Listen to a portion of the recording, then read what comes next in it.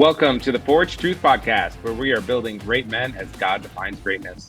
Forge is a movement of men with a mission to help all men realize they are the deeply beloved, redeemed sons of the Most High God.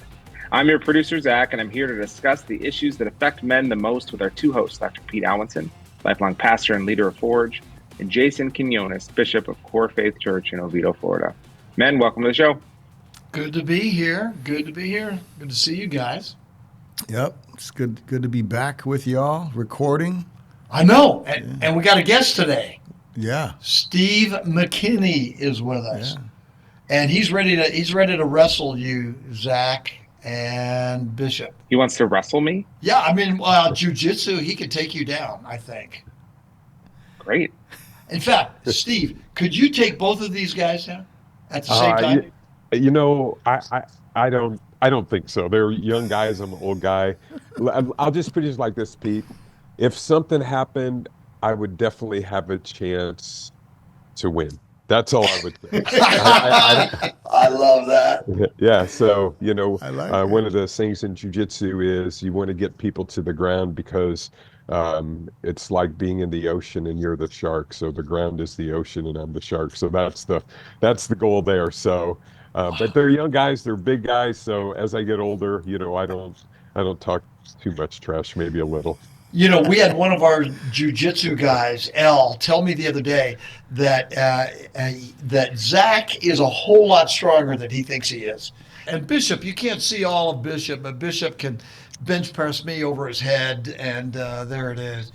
Hey, we need to jump into this. You know, it's good to have Steve McKinney back with us. Steve was on before, right, Zach? Right, Bishop? Yeah, we had him on before, and we talked about physical fitness and all kinds of stuff. And you are really our number one all-time listened to guests, and we're excited to have you back and talk about different things. We want to talk about your basic view of men and working out, and then we want to talk about your book that you have, and then we want to talk about something that's kind of controversial, HRT and TRT, because a lot of guys today are being told to go ahead and get testosterone, and I want you to give us some of your expertise on that. So jump in. Tell us a little bit about your basic philosophy of men working out. Okay, so the big idea here is like I just look at our society and what men are fighting against. We're just fighting against so much stuff. We're trying to prove ourselves, and you just see all this kind of stuff. We're trying to measure up. Do we really fit the bill as being men? It's always going to be out there for us. So here's the other thing. The other things, we have this overload of social media and fitness influencers, and you see all this kind of stuff, and it gets overwhelming to try to understand what's true and what's not. What is safe training? What is proper training? What is a good baseline? All those things come at us because there's so many things that come our way, and the internet is just it's indulged with nonsense a lot of times. And so what I try to do with my approach to fitness is I try to simplify everything. And that is my number one thing. Does that make sense? You guys with me on that? Just kind of speak volumes to, all the things that we're dealing with. So I talked about this last time I was on the podcast, and I talked about my 3W approach to fitness. And I've been using this for over 30 years, and it has, it's the test of time is the big thing. And this thing it's worked for 34 years. I think I've been doing personal training and just coming up with this, came up with this game plan, but it's weight training, walking, and watching your diet. And so the overall idea is this: the number one thing that happens to us, and this hits us at about 35 years old. What happens to us is we begin to lose our strength, especially if you're not very active.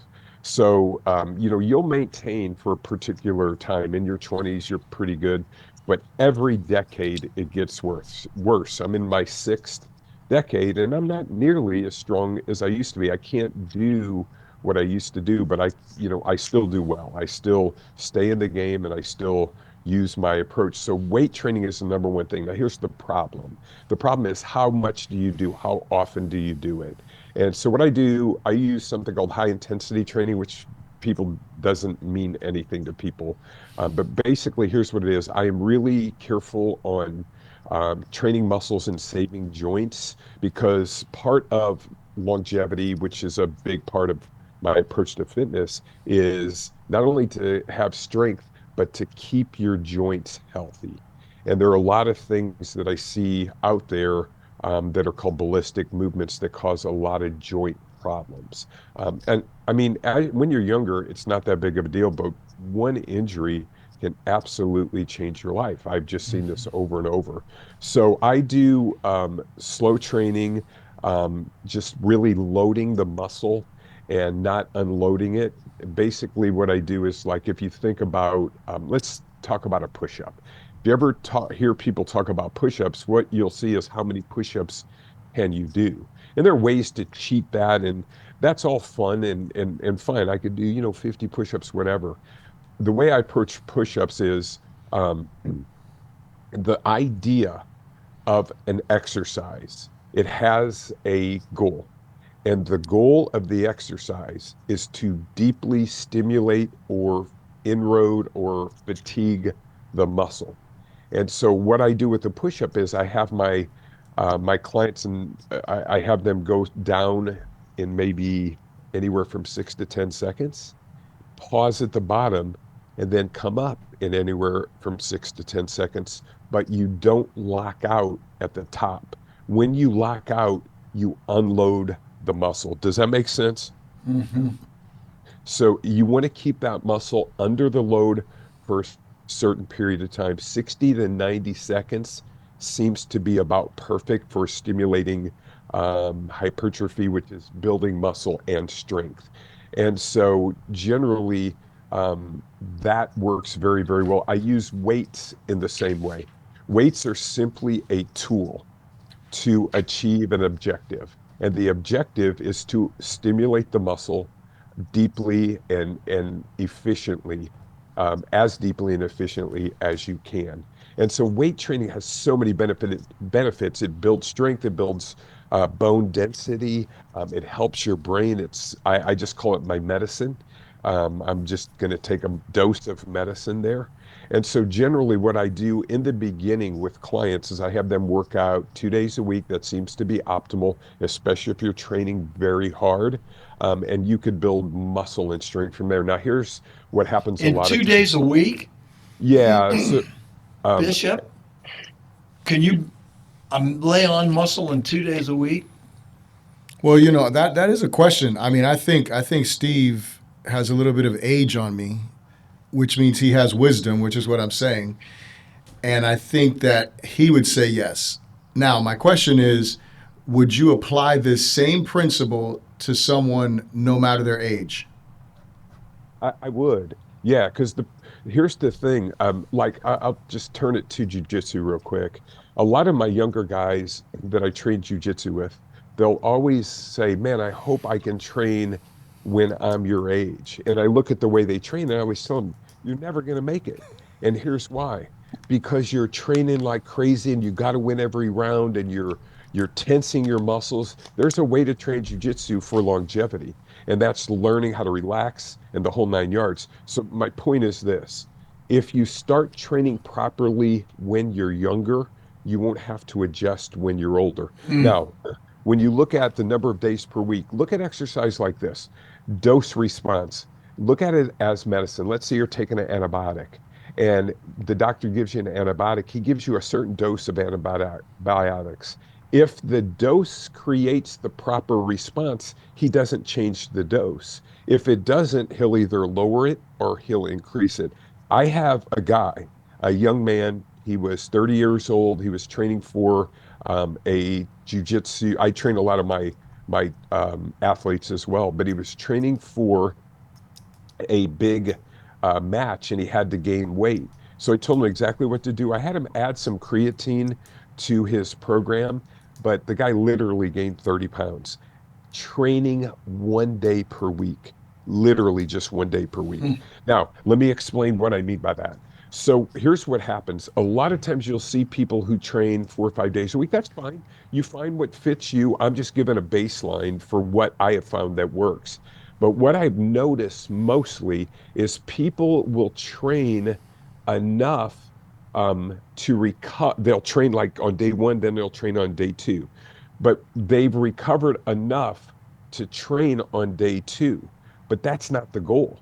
The goal is not how much you train. The goal is to build muscle and strength. So what I want to do is I not only want to what's called compensate or recover, I want to over recover or super compensate. That's where my strength and muscle is built. Think of it in another way. When you train and you're training regularly and you train a lot of days a week, and I'm not saying you can't do that. This is just my idea. When you take a week off and you go back into the gym, you are 90% of the time stronger from that week off. I don't know if you guys have had that experience. And here's why, because you actually recovered from exercise. That's a And good point. does that make sense? Yeah. And so it's not how often you can exercise. It's what dose of exercise fits you. And over a period of time, I found 2 days a week works best. Some people can do one, some people can go three, but the average is two. And so that is my weight training idea. Once again, the amount of weight is not not always trying to just lift heavier weights all the time because strength is finite, it's not infinite. You can't just keep getting stronger the whole time. And so what you want to do is you want to get to a certain point of strength, which is super important, and then you want to maintain that. Then you want to use that weight as a tool to stimulate that muscle deeply without hurting your joints. And when I say without hurting your joints, there are a lot of people who like to do ballistic movements, power cleans, and things like that. And those things are all fun, but to me, that is more a sport than it is an exercise program because it does put a lot of stress on your joints. And for me as a trainer, I never want to cause any issues. I only want to enhance people's strength and wellness in the middle of that. You know what speaks to me about the dose of that is that I like to work out every day if I can, because it helps me mentally. I agree. I agree, And Pete. I'm with you. I enjoy, but I think you're absolutely right that there's not always the recovery, and Yeah. and I think for guys that aren't working out, this makes sense because hey, 2 days a week. I mean, a lot of times guys think I got to work out 4 times a week, 5 times a week, six. No. Steve is actually giving something that a guy that's not working out can actually work into that's doable. 100%. So that's good. And So Pete, for you, weights is a big part of it. yeah, and I've trained you before, and you're an outlier. You recover well from exercise. You're very strong, and you have a genetic ability to recover from exercise. And it's not everyone could do that, but once again, you find the dose that fits you. And I agree, the mental aspect of weight training is so vitally important. Exercise is medicine, and it helps my brain. So weight training. The second thing is walking. People talk about aerobic activity. I just use walking as my aerobic activity because weight training in and of itself is very, very good for your heart. And so what I do is I do 30 minutes a day of walking, and I do that after my last meal of the day. I fast, so it's just after my evening meal. And what that does, it raises your BMR, your basic metabolic rate, by 25 to 30%. If you're trying to lose fat, that is super helpful. But once again, I don't overwalk. What I'll do is last night it was slightly raining and I love to walk in the rain. So I put in some headphones and listened to a sermon as I was walking, and I was 25 to 30 minutes of that walk. But that's also one of those things that helps me mentally. And I just try to listen to positive things. And once again, if you don't make every day of the week, that's perfectly fine. You just do the best you can. When Pete was talking about training 4, 5, 6 days a week, here's the way I look at that. That's a part-time job. I just don't. And I'm super focused. When I get in the gym, my workouts maybe take 12 to 15 minutes. I know that sounds crazy, but I just know how to stimulate muscle. I'm very good at doing it, and I teach my clients those particular things. And so I use walking for that uh, benefit. And then my third thing, and this is the most important, or one of the most important things, is watching your diet. So I call it my 3W approach to fitness. It's weight training, walking, and watching your diet. And your diet is going to be based on your goals. If you want to gain muscle, you have to have a surplus of calories. And if you want to lose fat, you have to reduce your caloric intake. However, you have to make sure that you have a pretty good baseline level of protein and you're stimulating muscle in the middle of that. And so there's just the same, like you'll hear people say, oh, I'm going to use light weights for high reps to get, um, to get ripped, and heavy weights to build bulk and things like that. I just don't buy into that. And my Huh. reasoning is I'm stimulating muscle no matter which way I look at it. If I want to get ripped, I reduce the amount of calories that I'm taking in by about 500 per day. I create what's called a calorie deficit. I see online all the time people talk about, oh, you don't have to count calories. Absolute nonsense. Because calories matter. That law is never going to change. When you reduce your amount of calories, you will lose body fat. Now, there's a reasonable way to approach that. You don't want to starve yourself, but you want to find something that works best for you. Does all that make sense? So do you eat three cookies after your I, dinner you know, meal? Pete, I honestly, if I want some sweets, I will have them. I don't deny myself a lot of food, um, because then I'll overindulge on that food. I eat generally very, very clean, but if I want something, I'll eat it. I also, my weight is pretty good. I fast daily. I don't eat until 2 or 3 in the afternoon. I have a protein shake to begin with. It's called cachava. I mix it with frozen cherries because that's very anti-inflammatory. And then I'll eat within like a 4 to 6 hour window. And so last night Jen and I went out. I had a soup and a sandwich after my protein shake, and I came home and I had some high fiber cereal. Fiber is important as you get older as well. So that's Yeah. just how I approach it. Then I took a walk, and so very simple day. So your walk, let me ask you about the walk. Your walk is immediately after dinner, or is there a certain period So of time here's that you here's wait? how, here's how I approach it. Let me give you a little science behind that one. So there are ways to lose weight, okay? And obviously reduce your caloric intake. The big thing is in your stomach, when your stomach gets empty, it sends a signal to your brain. And the signal is sent by a hormone. The hormone is called ghrelin. And ghrelin says, hey, I'm hungry. It's God's design to keep us from starving. So when your stomach is empty, you're going to get that hormonal response. So here's what you want to do. And that takes about 20 minutes. Now, when your stomach gets full, there's another hormone response, and that hormone response is called leptin. And leptin takes anywhere from 45 to 60 minutes to send this signal to your brain. So think of it this way. My stomach's empty. What I want to eat is I want to eat foods that are very high in nutrition and very high in volume. So for example, there's some like look at it, an apple. An apple is a very nutritionally dense food. It's got fiber and it's got water. And a 100-calorie apple has a pretty good size to it. Now, think of it in terms as opposed to a calorie dense food, which you could use a 100-calorie Snicker bar, and that is still 100 calories. However, the volume of food is going to fill your stomach more with the apple, and it's going to send that leptin response to your brain because you're going to eat a higher volume of food and your stomach is going to recognize that as being full. Does that make sense? Yeah. Okay. So then here's what I do. Within 15 minutes of my last meal, I take a 30-minute walk. You add the 15 to 30, you have 45. How long does it take for leptin to reach your brain? 45 to 60. I've just used hormones in my favor to create a level of fullness in my body, and I'm not overeating. And that is a super um, trick to fat loss. Does that make sense? Makes sense.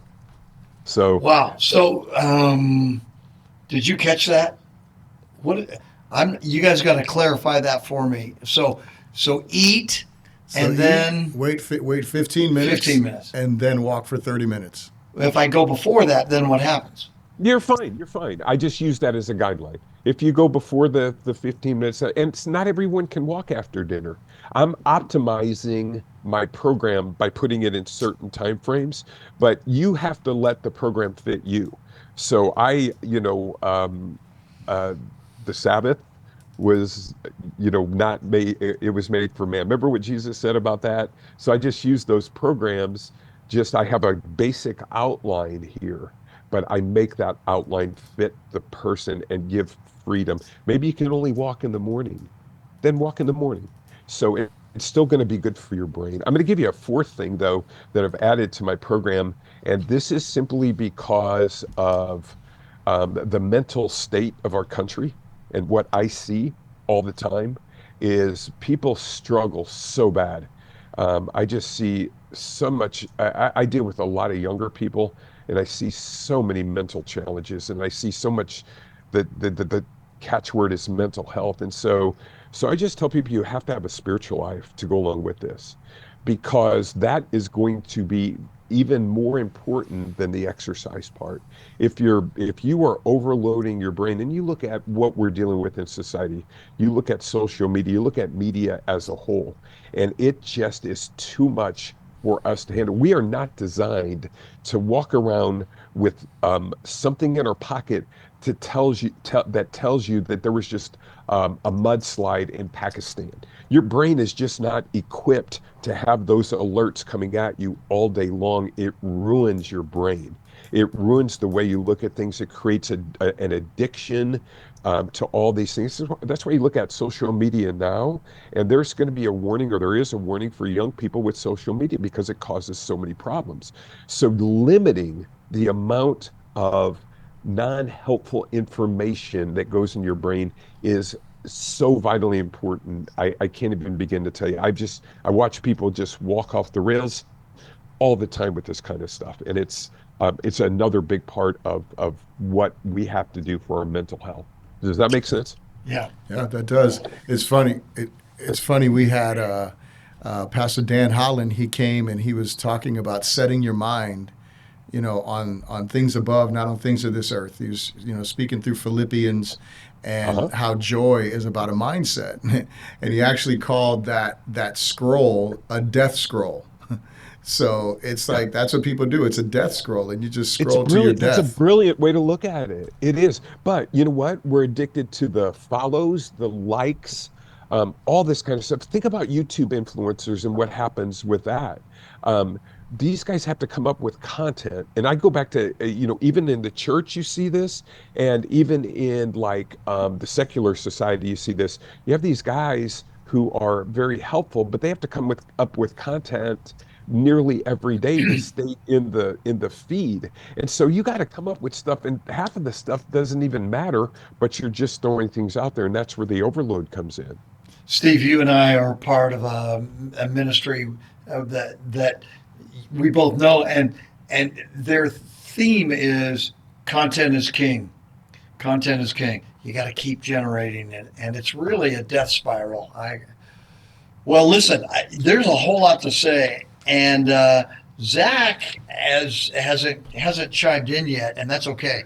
I know I'm throwing you under the bus, but we got to move on to this whole thing of that I've seen a lot recently, is this whole idea of HRT and TRT.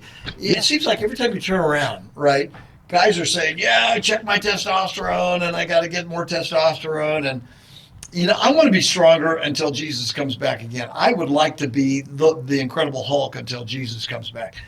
Talk a little bit about that. And Zach, cut me off whenever you want. Cut Steve off whenever you want. Well, wait, Zach, what are you going to say?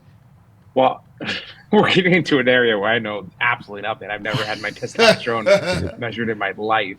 That's right. Yeah, but uh, I love everything you've said so far. Although I really think you need to come up with a W word for the mental health part Yeah, of I it. know. yeah, I know. What is yeah. that?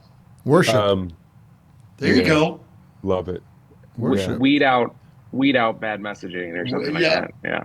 I'll think that through for sure. But it does make sense though if you think about it, right? it Because does. you feel that stress all the time of, I'm super limited on social media. I have a super weird goal. And I don't know if this will happen, but I don't want to know who wins the presidency until a week after it happened. I'm going to see if I can come up with that. That's really just limiting your brain I there. yeah, So, I want to know. I want to know. I'm not gonna lie. I'm not gonna lie. All right. but okay, let me get into the TRT thing and what's going on with that. What Okay, are so explain what those things are? testosterone replacement therapy, it's when you have, and once again, I'm not an expert, I'm an observer. So, but I have studied this stuff and I train a lot of different people and I train a lot of athletes and I train doctors. And so I train people who use these things and I just observe things. And so testosterone replacement therapy is when your testosterone levels begin to decline. And it's not always just that. Um, there's the fatigue that happens. There's the mental brain fog that happens. There's the lack of sex drive that happens, lack of ability to focus. And so you'll see a lot of these particular things. So that's testosterone replacement therapy.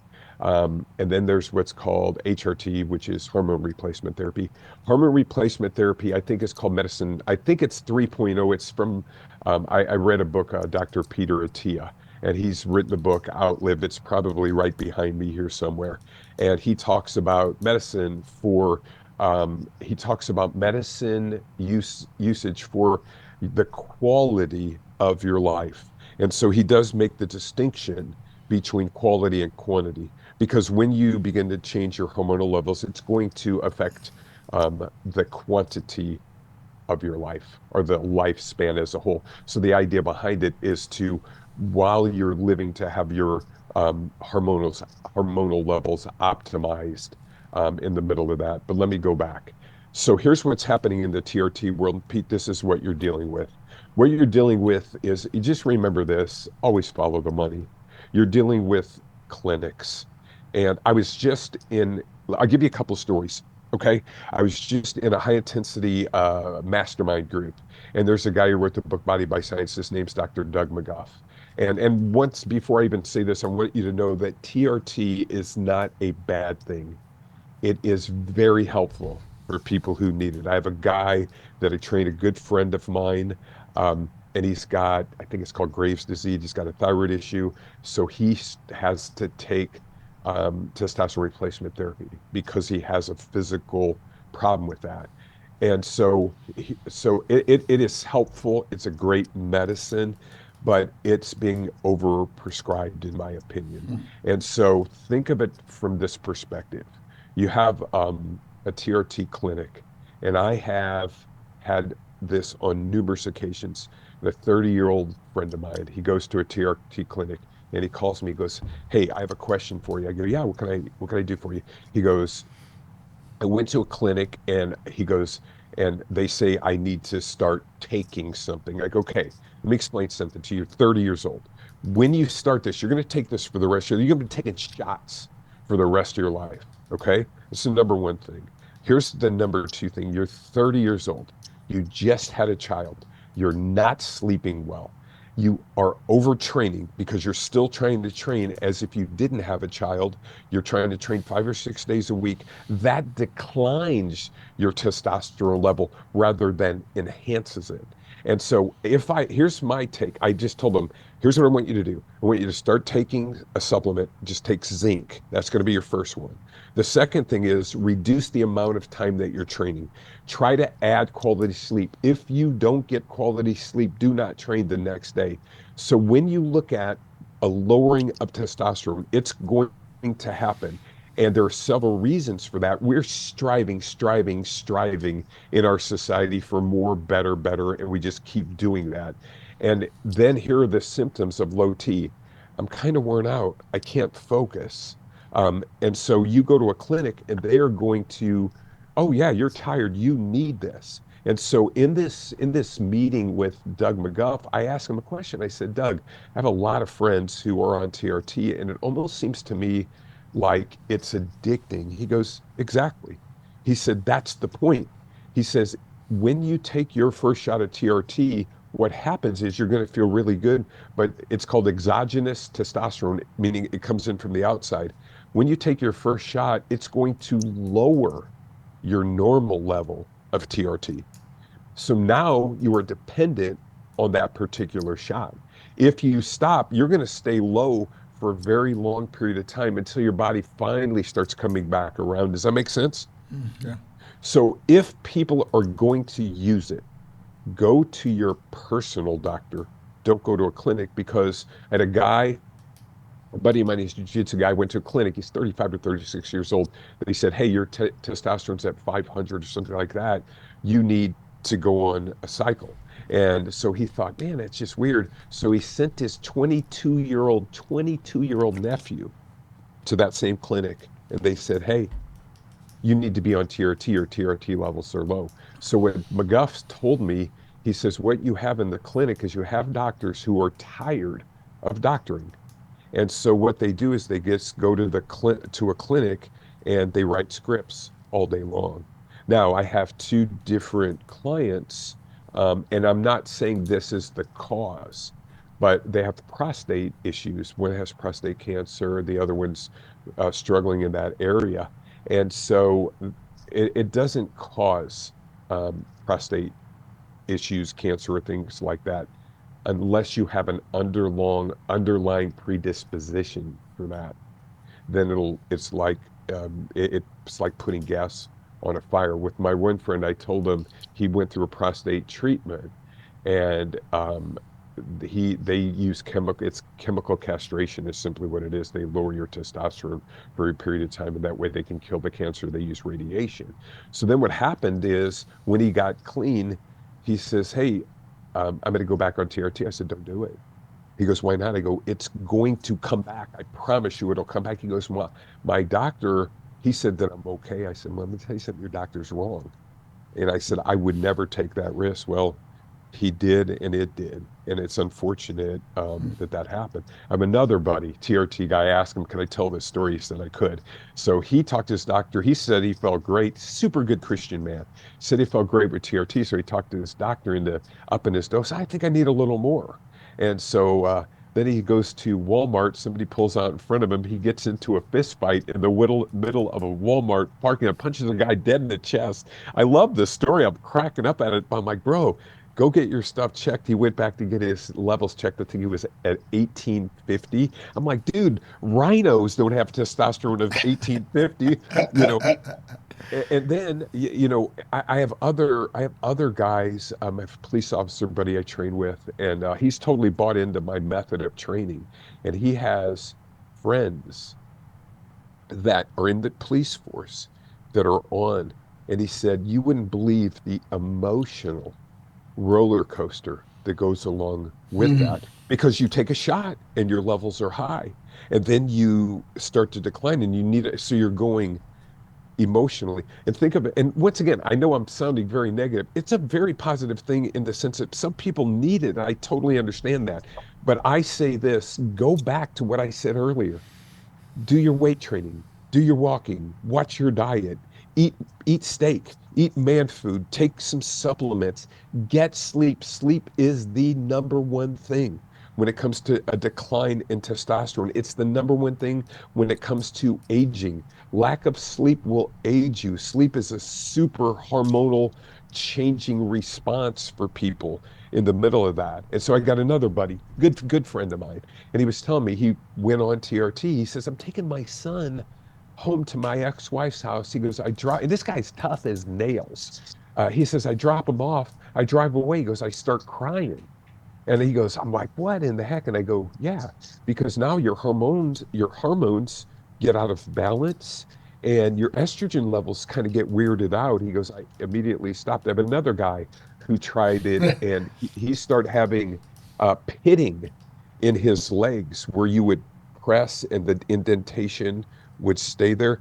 You just got to be so very careful when you're dealing with these things. Now, I'm a doctor, HRT, and it's called bioidentical hormone replacement therapy. So what they do is they do a blood panel of all your hormones, and then they look at all your hormones, thyroid levels. They look at not just the testosterone levels, and they create a pellet based on your hormones that optimize your particular hormonal health. And then that pellet is inserted into your hip. That delivery system seems to be pretty stable because I observe everyone that I train. I watch how they look, I watch their strength levels, and I think if you're going to go in that direction, I think that's probably a wise way to go. So anyway, I just threw a lot of stuff at you. So ask questions, and I could ramble on forever with this because I do study it, and I do. And listen, I like you, Pete. I want to be strong. I'd love to go on TRT. Heck, I'd go on TRT, growth hormone, the whole 9 yards. I'd be walking around jacked, but that's not wise. It's going to change my personality. It's just not for me. My T levels, I measure them every year, and they're fine. They're That's actually, that's yeah, they're Well, not 900. I think is my last test. that is a ton of great information, and especially from someone who has dealt with clients and seen the results and the concerns and the dangers. So, thank you for turning on the fire hose this morning and giving us so much great info. Unfortunately, our time is over for today. But as always, I think we could continue this forever because there's a lot of helpful information that you can give. I know you've written a book that's going to be coming out later, and so want to make sure people look for that, and we'll mention it on the show when it does come out. But thank you so Awesome. much for joining us. Oh, my pleasure. And once again, I don't want to come off as negative toward medicine that helps people, but I just want people to at least do the work in the beginning. Do everything you can to avoid it. And if you can't avoid it, then it's okay, yeah. but Yeah. yeah. How can So, they get in touch with you, Steve? uh, fitnessandmore.net. There's a form that you can fill out there for a free workout info. We could just chat from there, or Steve at fitnessandmore.net, all spelled out. And Great. I'm not on social media a ton because it's not good for my brain. I'm on there some. I have people who post for me a lot of times, but I do have some things that I post to try to help people. Very cool. Well, I want to thank everyone for listening at home to the Forge Truth podcast. If you have any questions or comments on what we talked about today, you can email us at forge@forgetruth.com. And if you want to learn more about the Forge movement, you can check out our website at forgetruth.com. Jason, you want to lay down a challenge for our men today? Yeah, guys, I've read and looked at some of Steve's stuff, and his podcast. Every time we've done it, have been extremely helpful, and everything he says is super accessible. And so I'll quote somebody who said, "Guys, we need to get in shape, stay in shape, and never get out of shape. We need strong men." So let's do it.